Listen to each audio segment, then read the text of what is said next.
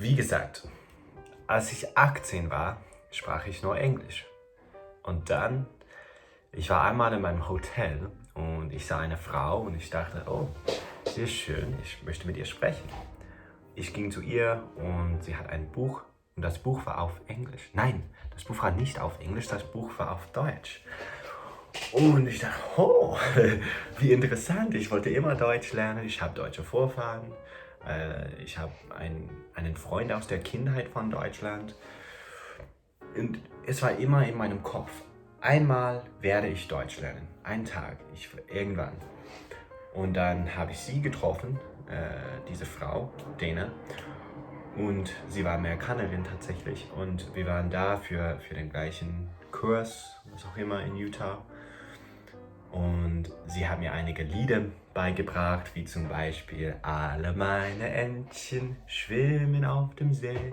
Und ich fand das einfach wunderbar. Und ich habe dann sofort gesagt, okay, jetzt lerne ich Deutsch.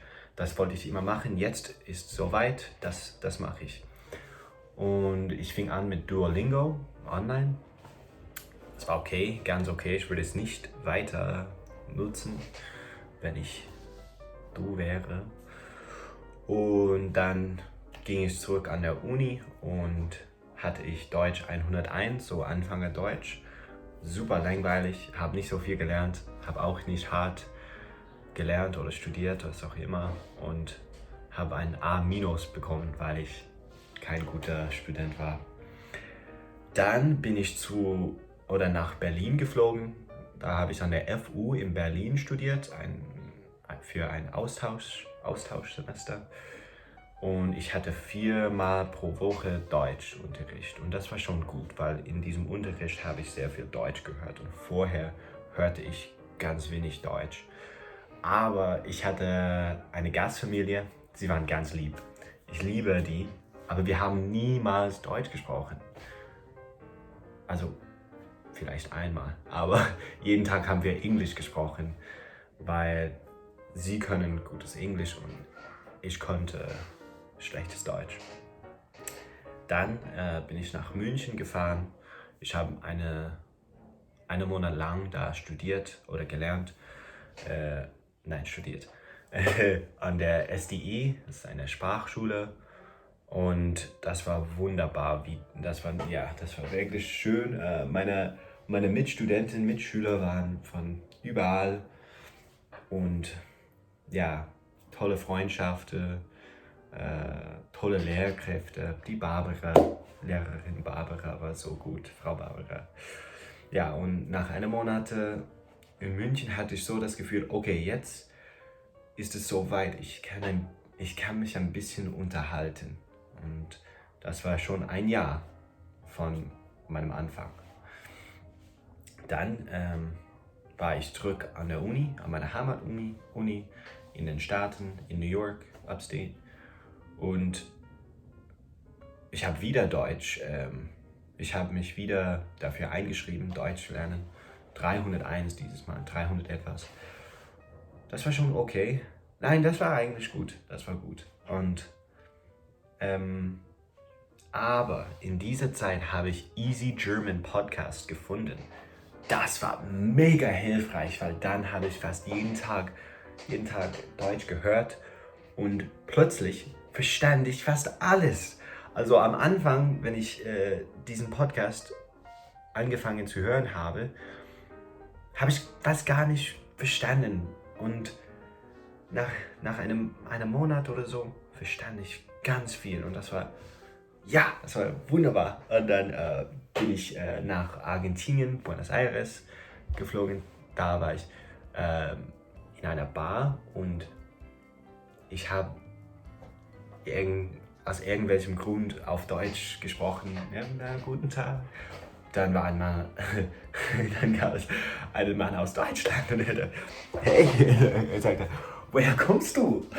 Oder was auch immer. Und ich sagte, nicht aus Deutschland. Und wir waren dann Freunde und ja, das war toll, weil für 1-2 Wochen in Buenos Aires konnte ich ganz viel Deutsch sprechen. Dann war das fertig, Schluss und dann kam die Pandemie. Ich war zu Hause bei meinen Eltern und ich dachte, okay, jetzt, was mache ich? Deutsch lernen. Ich bin zu Hause. Ich will immer Deutsch lernen.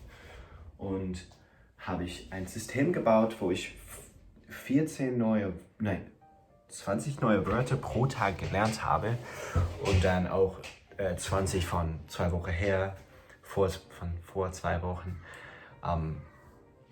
wieder gelernt. Und dann, was habe ich gemacht? Oh, ich habe auch auf italki mit Tutoren gesprochen. Das hat Spaß gemacht. Und auch mit meiner Nachbarin, Frau Hollehan, haben wir einen Austausch gemacht. Ganz liebe Grüße an Frau Hollehan. Vielen Dank, dass du mit mir in dieser Zeit gesprochen hast. Okay, dann bin ich nach Kroatien geflogen, weil ich nach Deutschland wollte, aber das war nicht erlaubt. Und dann ich habe einen Monat in Kroatien gewohnt. Dann bin ich nach Deutschland, habe ich wieder mit diesem Mann, der Lorenz, von Argentinien im Kontakt. Nein, was auch immer.